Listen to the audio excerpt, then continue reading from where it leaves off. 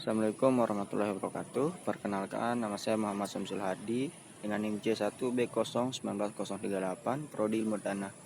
Sini saya akan menjelaskan tentang praktikum kimia tanah acara 3, yaitu kapasitas tukar kation. Next. Kapasitas tukar kation atau biasa disebut dengan KTK merupakan sifat kimia yang sangat erat hubungannya dengan kesuburan tanah. Tanah dengan KTK tinggi mampu menyerap dan menyediakan unsur hara lebih baik daripada tanah KTK rendah. Tanah dengan KTK tinggi bila didominasi oleh kation basa CaMgKna, kejenuhan basa tinggi dapat meningkatkan kesuburan tanah, tetapi bila didominasi oleh kation asam Al dan H, kejenuhan basa rendah dapat mengurangi kesuburan tanah karena unsur-unsur hara tersebut dalam kompleks jerapan koloid, maka unsur-unsur hara tersebut tidak mudah hilang tercuci oleh air.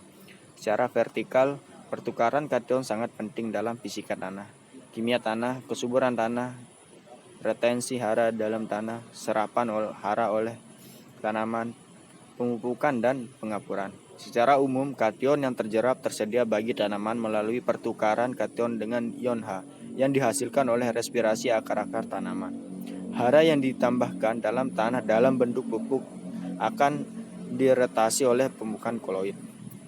Tujuan dari praktikum ini ialah untuk mengetahui pengaruh ketersediaan bahan organik terhadap KTK tanah dan untuk mengetahui pengaruh pH terhadap KTK tanah.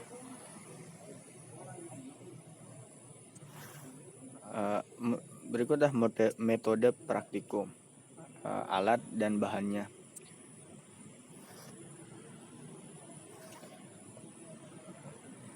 Lanjut untuk prosedur kerjanya. Timbang tanah yang BO tinggi dan BO rendah, kurang lebih 2 gram. Lalu ditambahkan 10 ml NH4, pH 7 dan pH 4 pada masing-masing tanah dan dikocok 15 menit. Disaring larutan yang sudah dikocok menggunakan kertas saring, koloid yang dimasukkan ke dalam kertas saring. Diulang langkah 2-3 kali, dikocok hanya menggunakan tangan sebanyak 3 kali. Ditambahkan alkohol 10 ml dan dikocok kembali. Lalu disaring. Diulang langkah 5 sampai tidak ada koloid tanah yang tersisa dari dalam botol. Dimasukkan tanah yang ada pada kertas saring ke dalam destilator. Tanah yang sudah meningkat NH4 dicampur NaOH untuk menghasilkan gas NH3. Destilasi larutan tersebut H3BO3 yang bereaksi dengan gas NH3 H2SO4.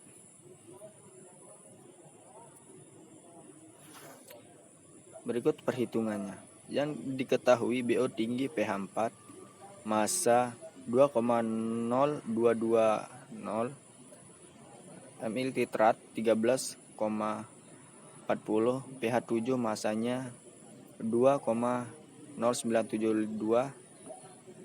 ml titrat 13,66. BO tinggi pH 4, pH 7. BO rendahnya pH 4, pH 7 yaitu masanya 2,039, titratnya 21,13.